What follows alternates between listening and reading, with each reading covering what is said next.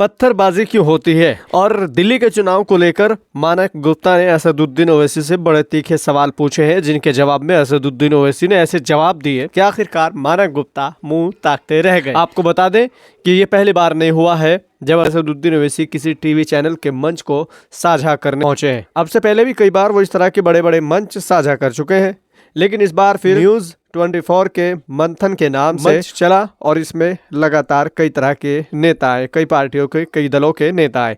लेकिन दिलचस्पी जब बढ़ गई जब असदुद्दीन ओवैसी से पत्थरबाजी को लेकर सवाल किया गया और इसी के साथ पत्थरबाजी के साथ साथ उनसे दिल्ली के चुनाव को लेकर भी बातें की गई। उनसे पूछा गया कि दिल्ली में सरकार किसकी बन रही है, केजरीवाल को लेकर, प्रधानमंत्री मोदी को लेकर, बीजेपी को लेकर और कांग्रेस को लेकर। लगातार सवालों के एक के बाद एक जवाब ऐसे दिए कि मानक गुप्ता उनका मुंह ताकते रह गए। आइए सबसे पहले हम आपको सुनाते हैं कि पत्थरबाजी को लेकर असदुद्दीन ओवैसी ने वो तमाम घटनाएं गिनवा दी जो अब तक देश में मुसलमानों के साथ, सिखों के साथ हुई है। तो पत्थरबाजी को लेकर जो सवाल किया गया, पहले उसका जवाब आपको सुनवा देते हैं, उसके बाद बात करते हैं आगे की। हिंदू पक्ष और बीजेपी संघ, वीएचपी जो हिंदू संगठनों के कार्यकर्ता हैं वो और जो उनके सोशल मीडिया वॉरियर्स हैं वो ये कहते हैं कि हिंदू शोभा यात्रा निकलती है तो मुस्लिम इलाकों में पत्थरबाजी क्यों होती है? ओवैसी साहब, क्यों पत्थर फेंकने चाहिए? हर जगह पत्थर होते हैं, हर जगह पत्थरबाजी होती है। नहीं होती है पत्थरबाजी? हर जगह पत्थरबाजी होती है। गड़बड़ कर कोई बदमाशी करना चाहे तो दोनों समाज में लोग होते हैं जो नहीं चाहते कि अमन रहे। आप उनको रोकिए ना, आप उनको रोकिए। अच्छा, ये जो आप दिल्ली में हुआ था, दिल्ली में जो जाकर आपने मस्जिद के सामने जो तमाशा किया उसको क्या बोलेंगे आप? जो मस्जिद के अंदर हमला किया आपने उसको क्या बोलेंगे आप? और फिर उसके बाद आपने वो जो काम नहीं हुआ तो आपने उनके बुलडोजर से घर तोड़ा दिए। अब बुलडोजर पे भी रोक लग गया। मगर आज आप और हम जब बात कर रहे हैं, गुजरात में से कई जगहों पर आज भी बुलडोजर चल रहा है। पर पत्थरबाजी तो गलत है ना ओवैसी साहब? अरे पत्थरबाजी तो बहुत हुई। इतना तो कह सकते हैं आपकी पत्थर नहीं फेंकना चाहिए। 6 दिसंबर को पत्थरबाजी हुई थी तो आपने मस्जिद तोड़ दिया। बताइए, 6 दिसंबर को पत्थरबाजी हुई थी।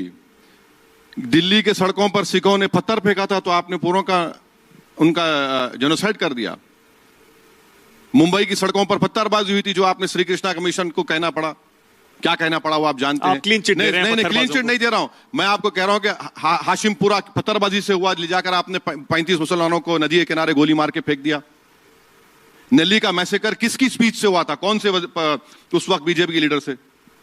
इसकी हिस्ट्री है, आपको पढ़ना चाहिए। ये बीजेपी का 1 पॉइंट एजेंडा है, मुसलमान मुल्ला जी बस यही जिम्मेदार है। ऐसा नहीं है। तस्वीर के 2 रुख होते हैं। सरकार किसकी बनेगी? अरविंद केजरीवाल छोटा रिचार्ज है, जेल में रहकर वो खुद आए हैं और वैसे भी शराब जैसे घोटाले में। इन तमाम चीजों को लेकर जब असदुद्दीन ओवैसी से सवाल किया गया तो इसी को लेकर असदुद्दीन ओवैसी ने बेबाकी से अपना जो जवाब दिया वो भी सुनने के लायक है। आइए वो भी आपको सुनाते हैं कि दिल्ली में किसकी सरकार बन रही है और ओवैसी का रुख किसकी तरफ है बाकी सीटों पर, क्योंकि 2 सीटों पर एमआईएम वहां चुनाव लड़ रही है। इनके अलावा जो सीटें बची हैं उन पर असदुद्दीन ओवैसी किसका समर्थन करने वाले हैं और सरकार किसकी बनने वाली है। शीला दीक्षित के कार्यकाल को, अरविंद केजरीवाल के कार्यकाल को लेकर क्या कुछ कहा है वो भी सुनने लायक है। आइए आपको सुनाते हैं क्या कुछ कह रहे हैं। ओवैसी साहब, दिल्ली का चुनाव कौन जीत रहा है? बीजेपी जीत रही है, आम आदमी पार्टी जीत रही है, कांग्रेस? मैं मेरी कोशिश ये है कि मेरे 2 कैंडिडेट पहले जीत जाएं। आपका असेसमेंट क्या है? नहीं, मुझे नहीं, दिल्ली आप अक्सर खूब रहते हैं। अरे आपके पास क्या क्या बड़े बड़े सेफोलॉजिस्ट बैठते हैं आपके रोज शो में, आपको डेटा देते हैं। आपसे मैं पूछना चाह रहा हूं क्या लग रहा है आपको? अरे हमें तो ये लग रहा है आम आदमी पार्टी फिलहाल आगे है, लेकिन मुकाबला बीजेपी से है। कांग्रेस कोशिश जरूर कर रही है लेकिन लगता नहीं कांग्रेस को बहुत ज्यादा कामयाबी मिलेगी। मेरे को नहीं मालूम, मेरे 2 सीट की भी मुझे फिक्र है। अब कौन क्या करेगा, किधर करेगा, कैसा करेगा, मुझे नहीं मालूम। अब देखिए, दिल्ली के चुनाव में ओवैसी साहब आप कूदे हैं तो आपको थोड़ा बहुत तो खुलकर बोलना पड़ेगा। लोग तुलना कर रहे हैं 10 साल केजरीवाल के, 15 साल शीला दीक्षित के और उससे पहले बीजेपी के मुख्यमंत्रियों के। आप दिल्ली दशकों से आ रहे हैं, यहां रहते भी हैं, यहां घूमते भी हैं। आपको सबसे अच्छा कार्यकाल किसका लगा?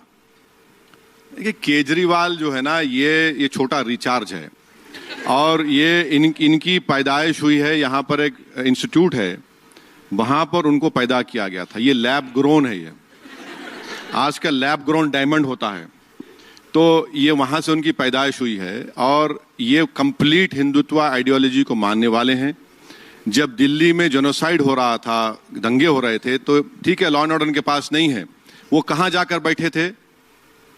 कहां जाकर बैठे थे? उनको चाहिए था कि वो उन इलाकों में जाते जहां पर दंगे हो रहे हैं, लोगों को अपील कर। मैंने इंटरव्यू किया था, यही बात आपके बारे में कह रहे थे। वो बोले बीजेपी के बी टीम है असदुद्दीन ओवैसी।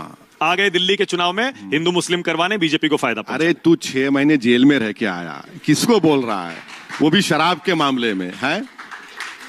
शराब के मामले 6 महीने तुम जेल में रह के आए। अरे तुम पे केस चल रहा है, तुम कौन सी बात कर रहे हैं? अच्छा, वो जो तुम्हारा ताहिर हुसैन है, तुम्हारे पार्टी के एक आदमी ने जाकर पूछा नहीं उस घर पे कि तुम कैसे हो, और उसके घर की छत के ऊपर बैठकर अब जो मुख्यमंत्री है कई मर्तबा बैठकर, ये ताहिर जरा बिरयानी खिला, गोश्त खिला।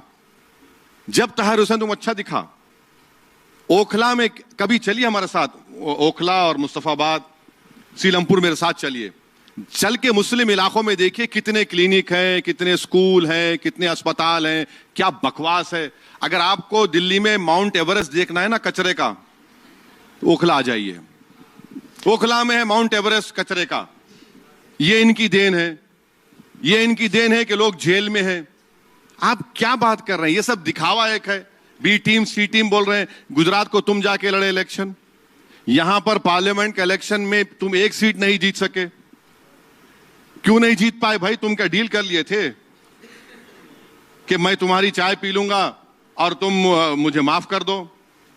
ये सब हो रहा है ना, कौन सा डेवलपमेंट हो बताइए हमको। तो आपने सुना कि सीलमपुर हो, मुस्तफाबाद हो या फिर ओखला हो, कितना विकास हुआ है वो सब आपने सुन लिया है। साथ ही आपने सुन लिया कि किसकी सरकार यहाँ बनने वाली है। शीला दीक्षित का कार्यकाल, बीजेपी के मुख्यमंत्री का कार्यकाल, इधर से केजरीवाल के कार्यकाल को लेकर असदुद्दीन ओवैसी ने क्या कुछ कहा वो भी आपने सुना। साथ ही आपने एक शब्द और सुना कि अरविंद केजरीवाल बीजेपी का या मोदी का छोटा रिचार्ज है। साथ ही आपने सुना कि माउंट एवरेस्ट अगर आपको देखना है तो ओखला में जाकर कूड़े का माउंट एवरेस्ट आप देख सकते हैं। यहाँ की गंदी नालियाँ, यंगस्टर्स जो जेल के अंदर अपनी जिंदगी गुजार रहे हैं, यहाँ की वो सड़कें जो टूटी फूटी है, जो अपना दुख दर्द बयान कर रही है। फिलहाल आप इस वीडियो को लेकर क्या समझे हैं हमें कमेंट बॉक्स में अपनी राय जरूर दें और इस वीडियो को दबाकर शेयर करें। मिलते हैं फिर से एक और नई वीडियो के साथ। खुदा हाफिज।